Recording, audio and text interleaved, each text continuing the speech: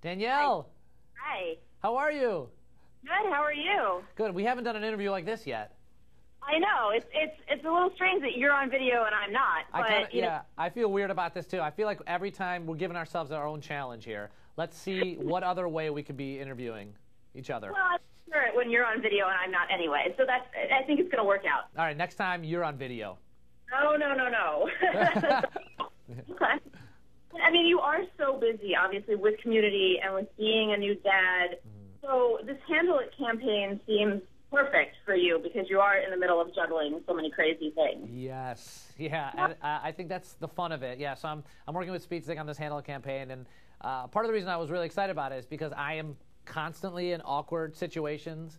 Like I said, my wife and I, we just had twins, and I'm half Polish and half Indian. My mom made me Polish dance when I was a kid.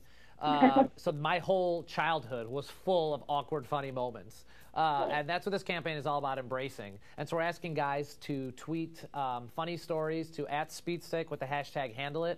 And we're going to pick one of these stories where someone was faced with a very awkward moment but managed to keep their cool. And we're going to turn it into a video that I'm going to narrate. So I'm excited to see what people come up with. We've had some really funny stories already.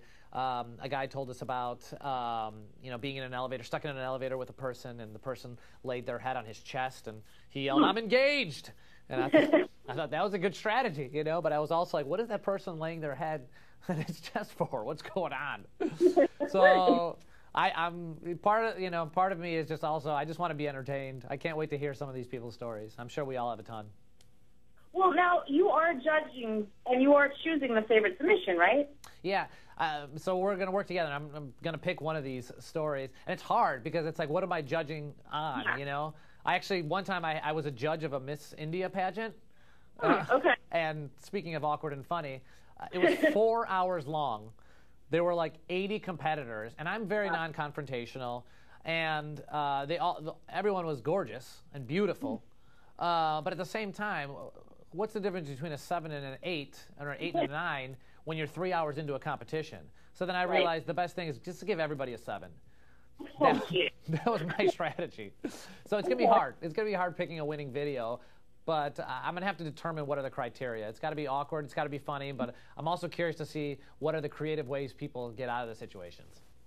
Seeing from the submissions you've seen so far, are people trying to appeal to the Abed in you? Do they think you're a lot like Abed, and are they using a lot of pop culture references in their submissions? Some, yeah, definitely some. It seems to be a little bit more of just traditional, awkward situations that we can all relate to. One guy tweeted a story about how he was going on a date with a young lady, and the young lady's best friend also showed up, and that was kind of awkward. But then also the young lady's parents showed up, and then in addition to that, the young lady's best friend's parents showed up. All, I think, just to get this guy the once over to make sure he was okay.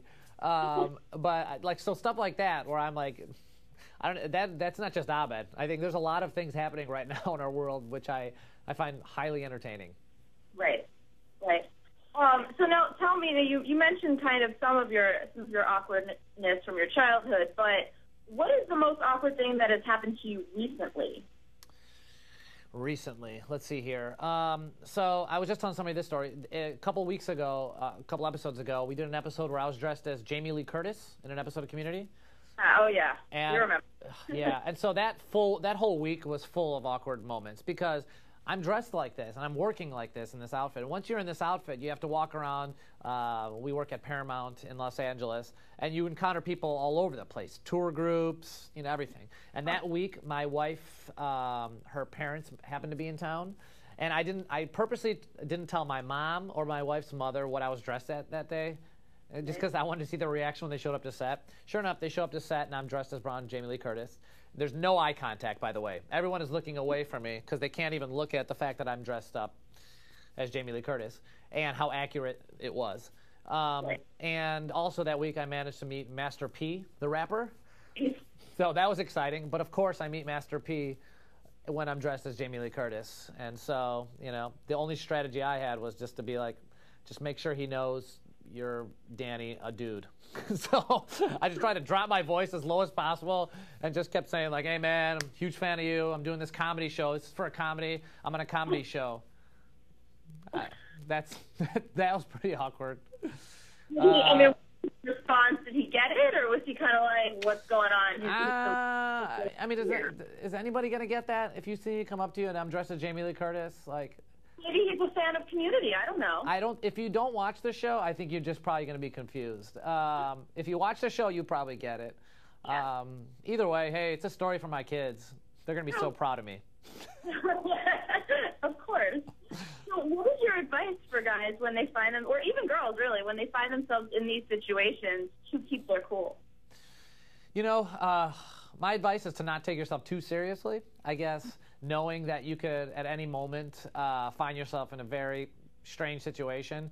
But at the same time, I sort of relish it now, you know, where like when these moments happen, I'm like, oh, this is not only going to be a great story, but it's also just funny to explore that situation with people and be like, why is this so awkward right now? And how am I going to get out of it? It turns into a game. Sometimes life is so quick and our exchanges are so predictable that it's nice every once in a while to have an unpredictable exchange. So my advice is to actually enjoy it, because you're probably going to get a great story out of it, and you'll learn kind of, you know, how to manage yourself in a tricky situation. You know, so that's my advice.